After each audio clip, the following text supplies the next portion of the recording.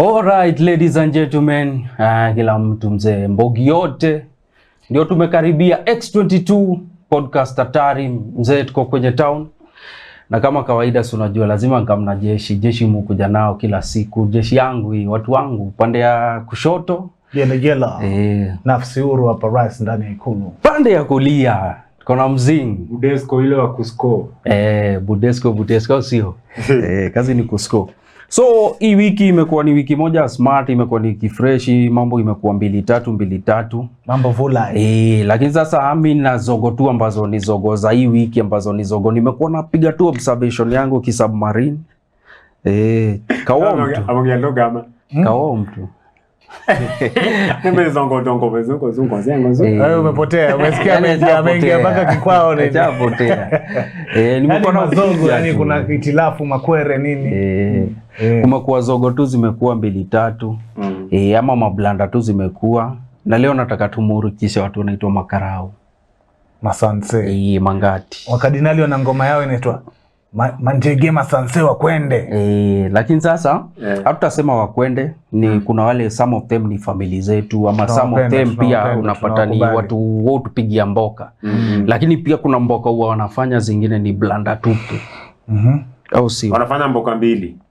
Kuna blanda zingine tu. Lakini wanafanya piga mboka ngapi? Wanafanya kupiga mboka moja. Wanapiga mboka mbwexe. Wanapiga mbili. Very sana. So leo wacha to dive into hii story ambayo imekuwa imetembea sana. Nadhani watu nje wameiona, na pia sisi kama X22 lazima turushe mbili tatu hapo. Unajua pia lazima chumvi irushwe kwa mchuzi. Yeah, sure. So kuna karao waliamua, wameitwa meeting, ni wadosi. Wameitwa ni wadosi at least wa air the grievances ni nini na wasumbua waseme. Lakini sasa kama kawaida yetu sisi ama si watu ambao wameandikwa kidogo, waga tunapenda kucheza chini. Unakuta tunaogopa ni nani ataanza. Unashindwa ni nani, juu inabaki dakika ya mwisho kunaweza kuwa itabaki wadosi watamulika, watasema ni huyu. Sasa kuna karao moja big up sana na msalute sana. Huo karao aliamua roho juu. Alisimama kasomea wadosi mbaya. Na katika forces unajua huaga ni noma kusomea makarao. Kwanza mdozi wako kusomea mdozi. Hakuwasomea pase, aliwafungulia mashtaka, alifungua roho yake akasema zile vitu zinawakumba. Na akaonesha yani ujasiri kwa kuongea bila ile kuogopa kwamba wao mdosi atasema hivi na hivi. Alikuwa kwa ile straight, oe bwana tunapitia hivi na hivi na hivi na YouTube na tungependa hivi na hivi. Kuna pato ujue ni bamba ni pale yule mdosi alijaribu kumchant. Akamwambia mkubwa unaniambia title yako ndo nikuogope nini? Lazima nikwambie venye hiyo. Ambapo inanirudisha kwa ile kitu ambayo nilikuwa nataka kuuliza, hiyo ya submarine. Ambayo mbona si uingizia watu wanacheo, unapata inakuwa ni ngumu we kufungua roho hata kama unaumia. Either we ni mboch, either wewe ni mwalimu, either wewe ni mfungwa, either wewe ni karao ambaye bado hujapata mawe. Mbona uangumu sisi kufungua roho? Kwa sababu huyo karao atafanya wengine na wengine wafungue roho. Budesco ushaifungua roho?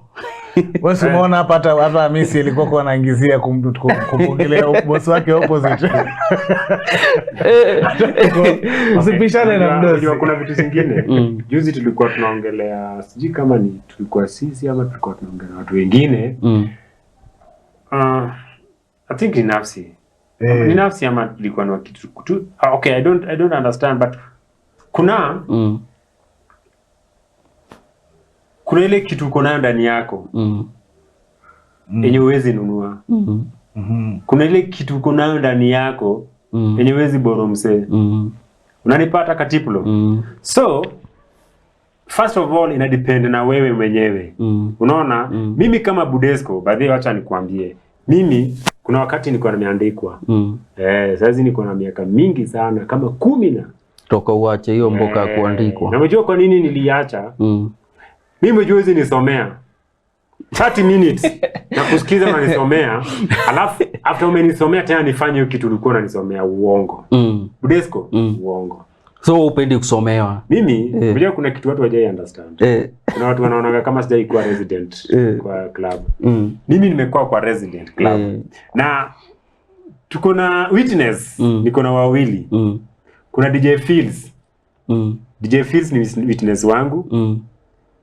Willy akiwa Sweden. Yeye ni witness. Kuna wakati pale Moi Avenue, mimi nimekuwa kama resident pale, club inaitwa club. Ilikuwa inaitwa hiyo club nimesahau. Lakini ilikuwa former, nakumbuka ilikuwa former step. Watu walikuwa wanaenda club wakati hiyo. Nakumbuka tu jina. Mwenye club walikuwa wawili. Walikuwa wameshikana the owner wa club pale Winkers.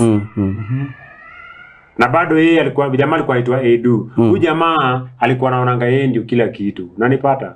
But mimi nilimuonyesha boss, I know my job and you know your job. And that's why wewe ulinitafuta na ukanileta hapa. So uwezi utanionyesha kenye unataka nifanye. Unaona? Mimi ndio nitakuonyesha what it's supposed to be done. Ungefanya mwenyewe kama unanipata. So I remember I refused meeting yake mara ngapi? Mara 3. Alafu the last one nilimpigia simu na nikamsomea kama mtoto vibaya sana na akaniita meeting. Ukasomea bosi? You know what happened? Kulikuwa na huyu jamaa wangu ako Sweden, anaitwa Willy. Huyu jamaa on Tuesdays nilikuwa nacheza Tropez. So on Tuesday bas club iko inaitwa Lavish Lounge. So on Tuesday yeye alikuwa anamwacha pale Lavish Lounge. Unanipata? So akimaliza Lavish Lounge haikuanga busy, anapitia pale Tropez. Mi Tropez nilikuwa nimecreate theme night yangu inaitwa papo Tuesday Divas. So nilikuwa na deal tu na madivas, unaona? Nyumba ilikuwa iko fiti na hao walikuwa wananipatia maziwa fiti. So akitoka pale ile pesa tumesikizana, anapitia pale Tropez na namwambia enda pale kwa counter chukua maziwa yako. There's something I want to tell our wakubwa. Every day unataka ni prove I'm the best. Only ukinipatia chance. And if hawezi nipatia chance ku prove my best, utajuaje mimi ni the best? So Willy alikuwa anacheza on Tuesday, days zenye haina watu. Then kuna hizi 2 holiday zinaangukianga Tuesday. Sasa nini inaangukia Wednesday. Sasa Tuesday inakuwa ni pre-holiday. Willy alikuwa ametoka Roiro. Alikuwa anatoka Roiro huko Kimbo. And kuna instincts zake zikamwambia Fredia, wakati huo bado sikuwa nimebrand Budesco.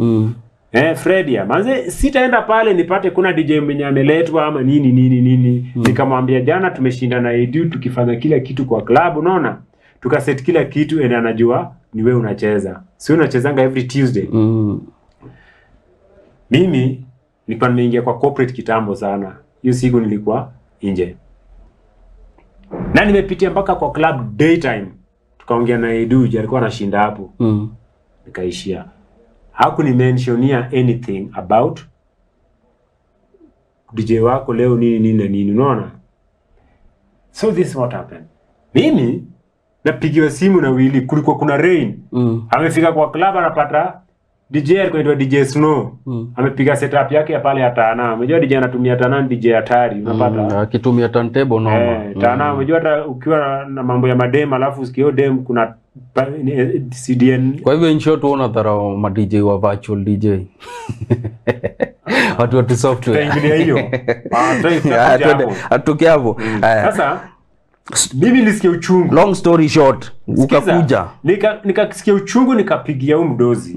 Juu jamaa akaniambia mdozi yako hapa na mdozi ameniambia mimi nitulie tu, huyu ndio anacheza. Mimi nikapigia Edu. Nikamwambia ni aje? Tifiti. Nikamwambia si ungeniambia jana utakuwa na guest. Instead wa kuacha boy wangu atoke all the way mpaka hapa. Alafu anakuja napata kuna DJ. Hati yeye anaweza akae tu hapo chini asikie huyo DJ anacheza. Nikamwambia there's something you don't know. Hakuna siku DJ umwambia kaya asikize DJ mwenzake unless yeye ndiye anataka. Atoke home anakuja kusikiza DJ mwenzake. Huyu jamaa amekuja juu yako job. So itabidi leo nimlipe. Na wewe tumeshinda na wewe leo. Decision zenye una make inamaanisha kesho mimi tu sasa tutakuwa tumecheka na wewe leo hapa, alafu kesho nikikuja nipate mimi sasa ndio nimeletewa mtu. Jio ndio sasa kitu iko. Once umeunderrate mtu yangu na kwangu umeniunderrate. Kuzu mtu amekuserve hizo miaka zote. Na unataka kuprove mtu ni mpoa aje kama siku yenye nyumba imejaa hautaki kumpatia chance. Ndio next time useme alishindwa. Upate hata yeye alipanda mlima. Unaona? Tukaenda meeting. Hiyo meeting vile ilikuwa tulikuwa mpaka filo tulikuwa na nilistand na wadi yangu. And I think niliwacha job before waniambie niwache. So pale wakati walikuwa wananiambia niwache job, manager nilikuwa nishamwambia mimi siingii job. Unapata? So hizi ni vitu ziko, mimi naongeanga hati yangu na kuambia vile iko, like it or don't like it, but wacha ikuwe vile itakuwa. So kwa ofisi huko kunja mkia. Ufai kukunja mkia.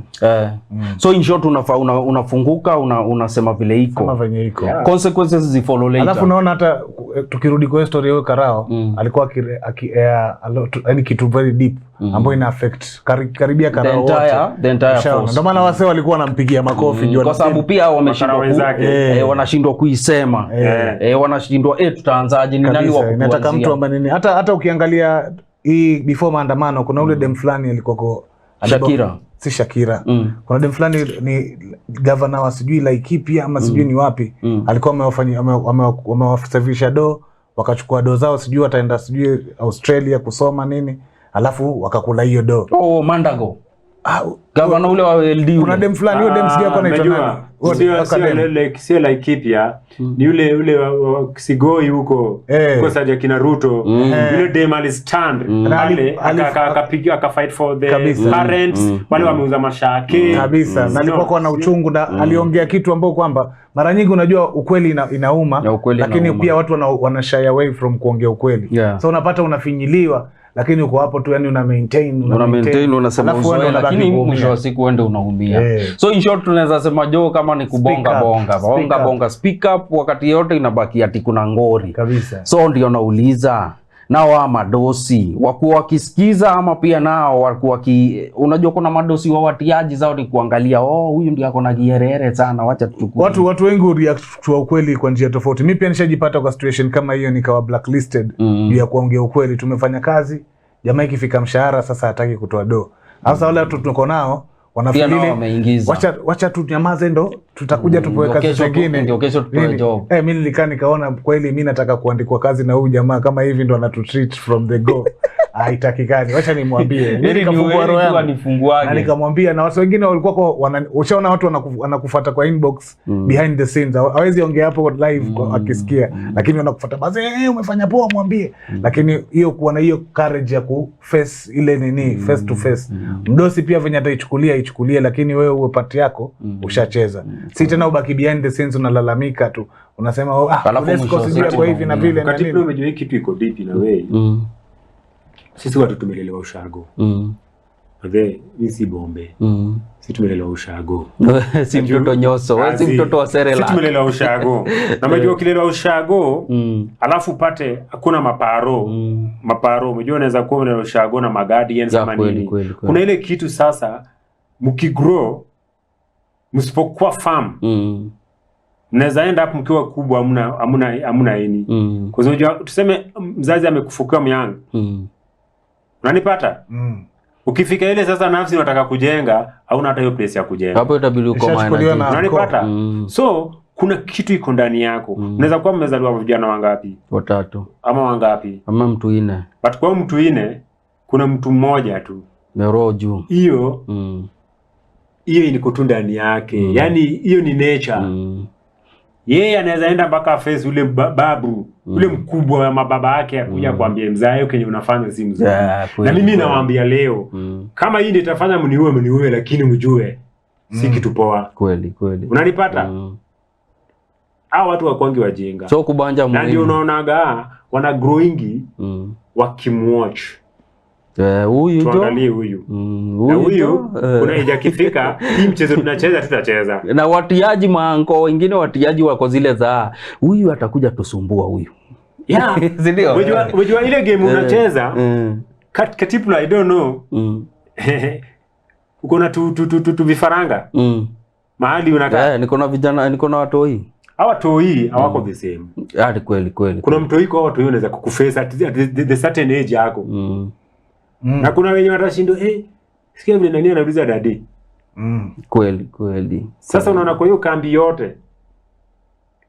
yote unaongelea kuna watu wako kama huyo mtoi. Ama kuna watu wako mtu kama Budesko hapa. Pengine wako 10. Na watu wa 10 wakishikana wako na power sana.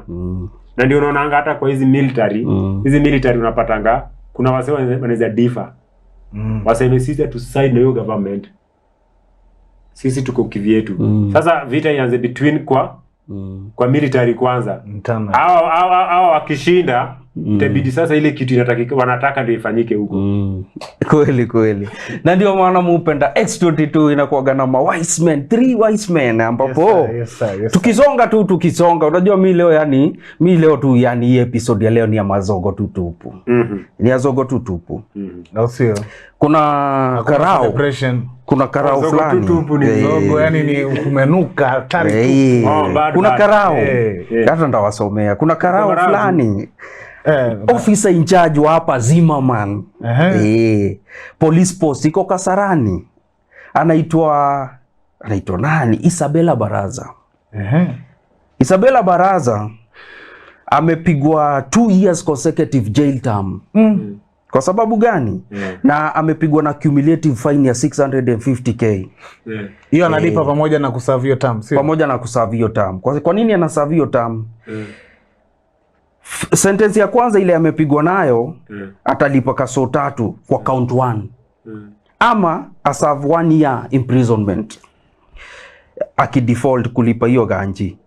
Amesentensiwa pia to similar term kwa count ya pili, na hii ni mandatory fine ya ngirichwani. Sawa? Najua mtajiuliza alifanya nini?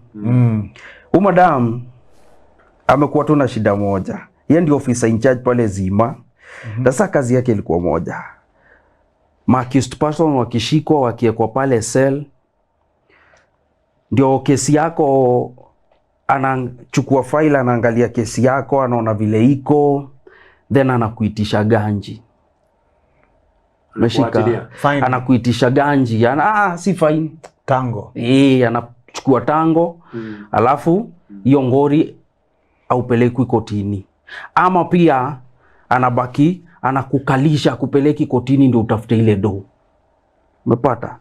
So madam hii ngori ilimkumba wakati alidandia mtu, na ule mtu alidandiwa alikuwa mzito.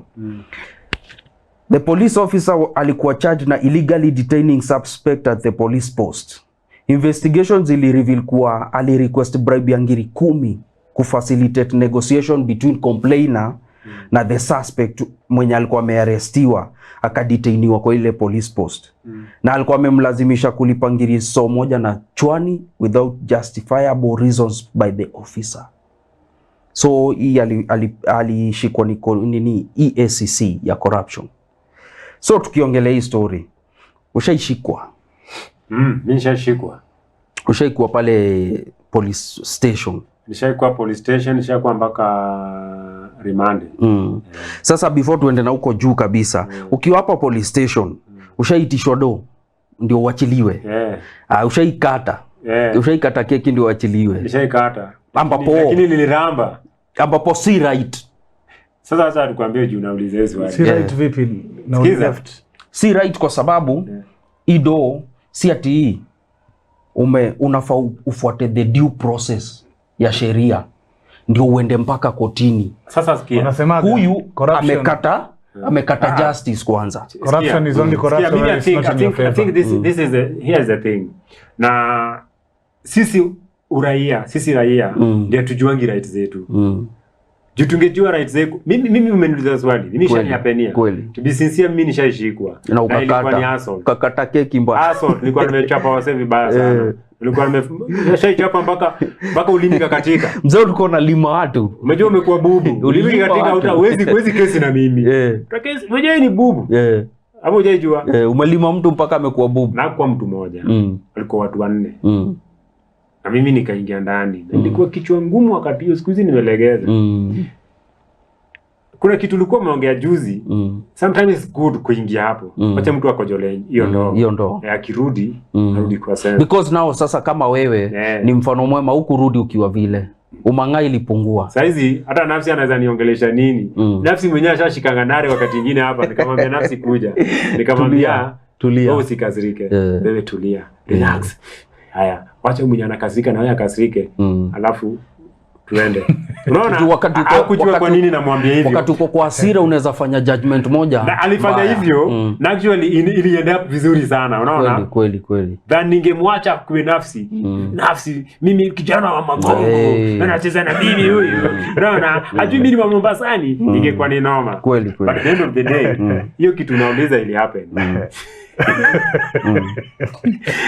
Mimi nikadanganywa, sijui ni kudanganywa, hiyo kukosa kujua right. Kamwambia vipi?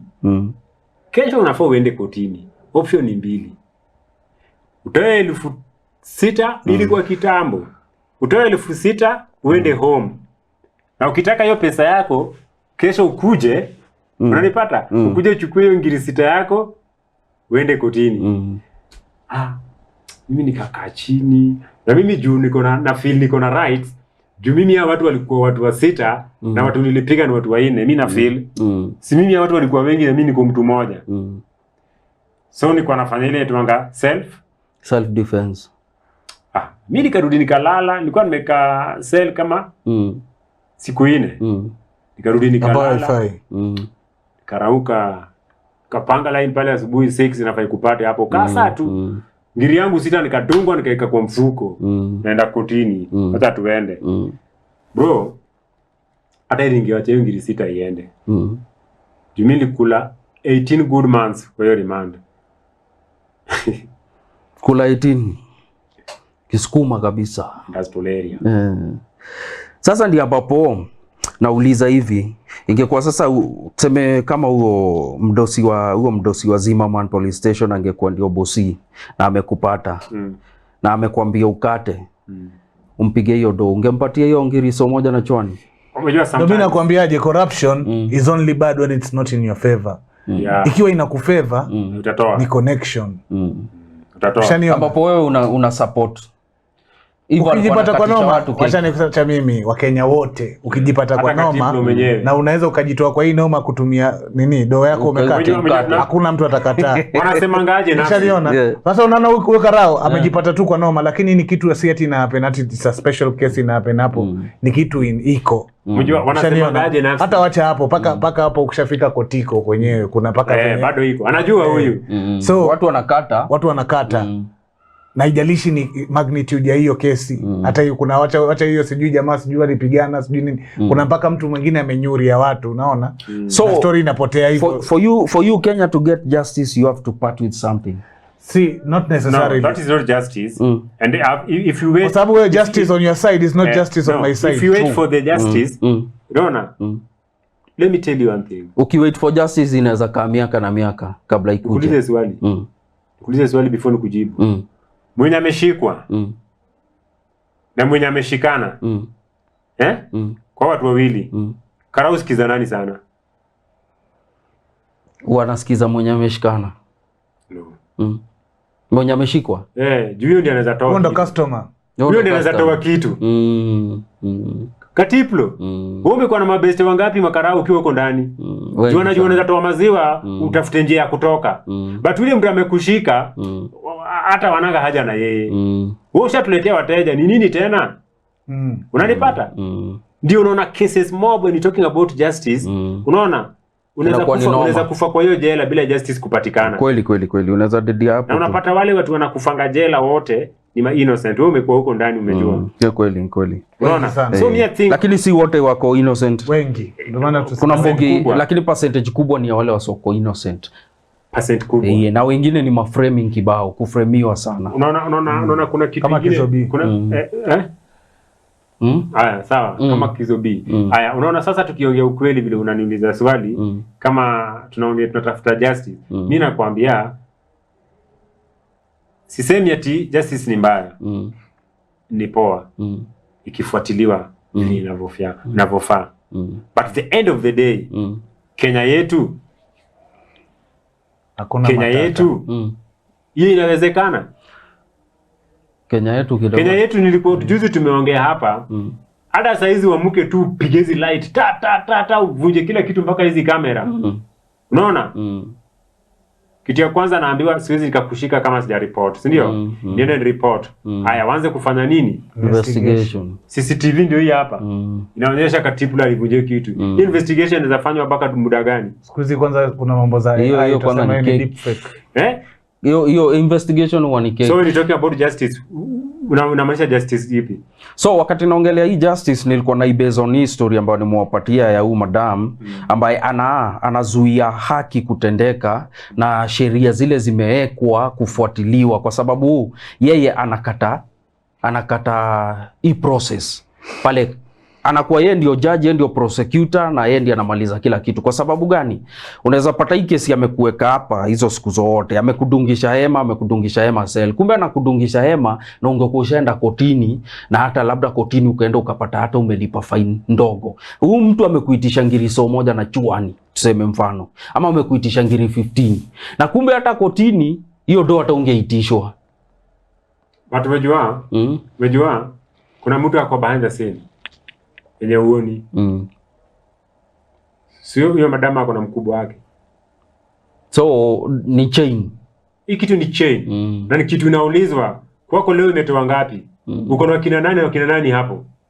Na wanaongelea nini? Hebu apatie muda. Usifikirie huyo madam ni decision ana make peke yake. Unanipata? Ni kama traffic police. Si wanashikwa hapa, si ndio? Huyo traffic anaweza amuka leo na aseme sitaki kuchukua pesa. But unasikia tia kirudi huko anaulizwa barabara imekuaje? Barabara aulizwi ati imekuaje, je ati magari zimegongana sana, kama mtu wa bike ali break rules. Barabara imekuaje, umekota 50 ngapi? Keki.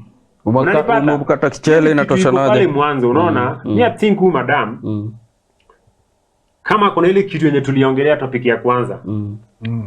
Atatoka kwa inoma wataenda watu wengi sana.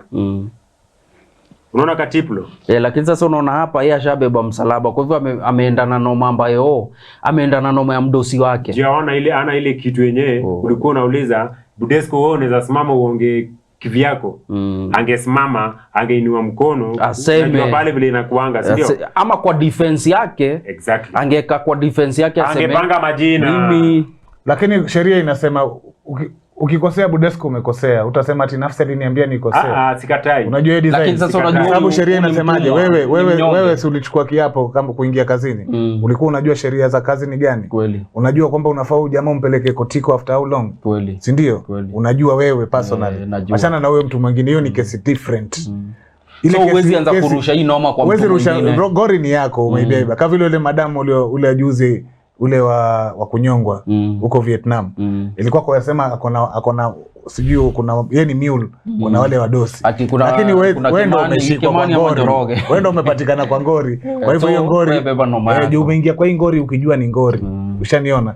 Juu kulingana na vile ulichukua kiapo inamaanisha ulikuwa unajua sheria na umekiuka sheria. Sawa. Kwa hivyo au sio? Kweli. Kabisa hiyo iko true kabisa. X2022 manze, usisahau una like, una subscribe, and then una comment kila kitu mzee. Alafu pia sisi wale huwa tunatoka watu tuna make sure hata hapo kwa comment tumekujibu mzee, tunabonga. Unajua hii ni keja yetu si wote. Alafu sasa katika hiyo hali ya hiyo mangati kuna mmoja aliamua kubeba tu ngori yake. Sawa. Una alikubali. Afisa mmoja anaitwaje? Bernard Ndege. Leo umemulika maafande. Leo niko huko. Bernard Ndege. Bernard Ndege amesentensiwa to serve 30 years in prison. Kwa sababu gani? Bernard Joe ameniangusha Joe. Kafanyaje? Bernard alipiga wife Joe 11 bullets. Alimpiga itoka 11. Kwa nini? Alifanya nini wife? Na sasa Bernard Joe mali aliniangusha ni ati alipiga mama kwa sababu wanapigania tu ATM na wallet. Okay, tuambie. So hasara. Lakini I think force wanahitaji therapy. Unaona hizo kesi za karao kushutiana nini ni kitu iko sana. Si ndio? Mpaka nafikiri kuna sheria ilisema hafai kubeba itoka kwenda nao mtaa. Hiyo kwanza sasa tukirudi hapo tu katika hiyo story ni ati kitu imeniuma na kitu inanihuzunisha zaidi ni ati alimchapa Maitoka mbele ya Mtoi. Ambapo Mtoi ndiye alikuwa witness na Mtoi alitestify kotini. Jo akatestify. Na unajua testimony ya Mtoi kotini mzee huaga ni hatari. Katoi kalitestify Bernard ambaye hiyo ni blanda hiyo. Alipigwa hiyo 30 years sentence pale High Court iko LD. Justice Ruben Nyakundi namkumbuka poa, alikuwa ni jajiko pale Makadara. Ile time pia nilikuwa ndani na alikuwa ni jajiko apendi mchezo. Alikuwa ni jajiko jo apendi mchezo. Nauliza swali. Ama atakuwa nimeinterrupt. Tuendelee. Kuna swali nafsi aliuliza. Na hujai mwambia. Hiyo mtaa ulikuanga nini li happen? Nilikuwa huko ndani, hiyo ni next episode tutaipiga. Lakini kwa sasa hiyo acha tu deal tu na Bernard. Bernard ananikatisia tu na kitu moja. Bernard ni noma sana bro. Justice Nyakundi anadai prosecution iliprove beyond reasonable doubt that the police officer alipiga mama Maitoka na alisetolio domestic quarrel na kutumia gun ambayo haiko intended for that purpose. Lakini sasa Bernard akijitetea anasema ati kuna watu waliwaandama wakashoot mama ambao haikuingia. Hiyo ilikuwa ni ushahidi. Na walitumia bunde wa nani? Walitumia bunde juu bunde ile ndenga alikuwa ameiweka chini ya mattress. Lakini walipiga tu mama. Mbona walipiga mama? Na mbona hawakupiga jamaa? Haya, mbona Mtoi alikuwa hapo? So Mtoi ndiye alimseti na ikabaki. ATM ilikuwa na nini? Bernard alikuwa anataka ATM yake na alikuwa anataka pia na wallet. Nadhani mama alikuwa amesunda. Ni kama Bernard wako ambapo iko right ATM. Kwa sababu unaweza pata saa nyingine wife yako anakujua poa. Anajua Budesco nikimwachia ataenda kuskuonda leo atapiga sherehe hatari. So sometimes ma wife zetu ni our safe haven ama ni our keepers. Wanatusaidia labda saa nyingine kutokana na noma fulani nje. Yao sio. Okay, kwa historia femicide hiyo mzee. Mimi naweza semaje? Unacheki hizi vitu tunaongelea na ndio. Kuna siku nilikuwa nimesema kuna kitu inaitwa domestic. Unaona domestic ni kitu mbaya sana in a which way. Wajua Katiple wewe ni mtu mkubwa. Ndio kupata. Wezi drive, wewe sio gari. Kweli? Wewe si ndai. Unanipata? Budesco unajaribu kusema. Unajaribu kuleta gari hiyo. Wewe si gari. Budesco bana. Wewe sio ndai. Na maanishaje? Kwa nyumba. Tunaongelea kwa nyumba kuzi kitu imetokelea kwa nyumba. Na pia ikwe ni advice kwa wale wameoana, unaona? Wezi naacha mtu mkubwa. Tuanze from there. Nafi siwezi kuchange by force. Old dog you can't. Siwezi kuchange by force. Option inakuanga mbili. If I'm tired with what you are doing, nikupatie space. Just walk away. Exactly, unaona? Because at the end of the day, imagine wewe umekazana na mimi, unatry kuninacha, unatry kufanya nini? Na at the end of the day what cheki kenye imehappen, unaona? Lakini Budesco hawezi justify kupiga mtu risasi. Ngoja kwanza, tunaenda hapo. Unajua hiyo. Hiyo kitu kingine tukiingilia. Kwa ni terrorist hiyo. Kitu kingine tukiingilia. Unajua kuna vitu zingine tuangalie au maskari wetu. Na lazima hii kesi sio ya kwanza. Ziko nyingi, si ya pili. Na hii Katiplo kama angekam na hii pengine atungejua. Pengine kuna zingine. Unaona? Actually last year but one zimekuwa nyingi. Last year kwanza mpaka wakafanya maandamano. First of all, au maskari kitambo mimi vile nilikuwa najua. Maskari wako wanaenda na hiyo ndenga kwa hao. Na sheria iko sahihi pia inasema kuna kwenda na. Si mpaka sasa sheria iko na ndenga kijani. Ilikuwa if I look at it, even watasema nimewatch movies more but not like that. Ukiingia kuna jamaa amekaa pale kana sura mbaya. Unaleta ID yako, anasai nini, anakupatia ndenga yako, unaona? Unaenda unavaa uniforms ndio? Ukitoka job, unarudi. Jamaa lazima mwenye ako kwa shift, make sure Katiplo arudisha ndenga yake. si kama bado iko. But unaona saa hizi ndio nakwambia, at the end of the day vitu zote zenye tunafanya kuna mtu wako behind. Unaona hawa kubwa wameshindwa na job.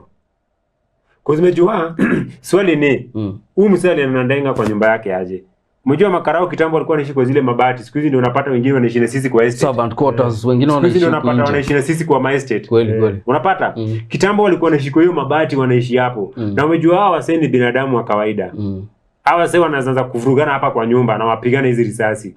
Because umejua kuna mtu kwa life kama mimi hata vita ikuwe noma aje, sijui kuchukua kitu kukupiga nayo. Mimi nimezoea mkono. Unanipata? Na kuna mtu yani ukienda tu chini hivi aone hizo miendo zako ni noma. Mama nimeiweza. Unapata? Sasa ni the same na makarao. Ama karao akijaribu kushikana mwenzake sikio jamaa kwa na power. Atoke kidogo, dakika ya mwisho ni kuingia hapa. Unanipata? Ndio sababu walikuwa wanaambiwa hii kitu kimaliza nayo hapa muachane nayo. Huko muende mkunywe pale kwa canteen mupigane tu mangumi. Hakuna kitu kingine. But siku hizo unapata wanaenda nayo kwa nyumba. Mtu huyu sasa ukashika hii kitu. Si unaangalia ile story ya ule MP ule wa Narok. Unakumbuka? Yule mtoto wake ati alipatikana amepigwa. Alijinyuria. Mtoto alichukua ndenga akajipiga. Si ndio? Hiyo kesi ikakuwa akasema haikukuwa hiyo but ilikuwa ni hiyo. Ilikuwa ni hiyo. Unanipata? Jua ako nayo kwa nyumba. Na ndio sababu tuko na kale vitu na tuangaje nafsi. Safe. Ya kuweka hiyo kitu na ulock wewe ndio unajua nini? Pin peke yake. So mi kwa hii incident yenye ili happen ya Bernardo kwa domestic, kitu ya kwanza unaona mama na baba, elewa mtu wako. Ukishaelewa mtu wako wewe baba juu uko na hasira unaona usikue ule baba yule ukigrow baba mraisi tu mkono wake ni rahisi. Unaona ile like umejua katiplo kwa nyumba ufai kukua katiplo. Ufai kuwa dictator pia. Ufai kukua. Unaona ukigrow. Sijui kama nyinyi mligrow mnapigana kwa grao, unaenda face imefura. Ukiamuka ukilala hivi yule jamaa amekushia lakini unafikiria kenye unaweza mfanyia bado kufanya revenge, unaona? Huwezi ishi na bibi kwa nyumba hivyo. Na ndio unaona sometimes mama anaweza piga kelele na si ati atakupiga mavibare na umwangalie atakutemea tu sumu na umwangalie na useme ama ulale ama utoke, unaona? But ukitaka kuonyesha mimi ni Budesco unaniambia nini, hapo ndio inafika unapiga huyu mtu. Na saa zile unapiga huyu mtu hawa sasa jua wakimaliza wana regretting. So kumaanisha walking away does not mean wewe ni mraisi. Hapana. Wewe si mraisi. But unazuia tu mambo mingi. Kwa sababu kama Bernardo alionywa hadi ni makarao wenzake. Kumaanisha na ka servant quarters za makarao. Sawa, Juma Karao hata ndio kwa mashahidi wake. Na walisema alisikika walimsikia kinini na mama hapo wakileta na jumba sana akimwambia usiponipatia ATM na wallet mimi ndakunyuria. So alikuwa soba. Alikuwa soba tu Bernardo. Mimi kitu naweza kuambia nini? Hiyo story yote kuna hasira fulani iko sahihi kwa Wakenya wengi. Yaani watu wako na ile short wire. Mseni akikucross tu kidogo hivi kafuse kwa tayari kuban anytime.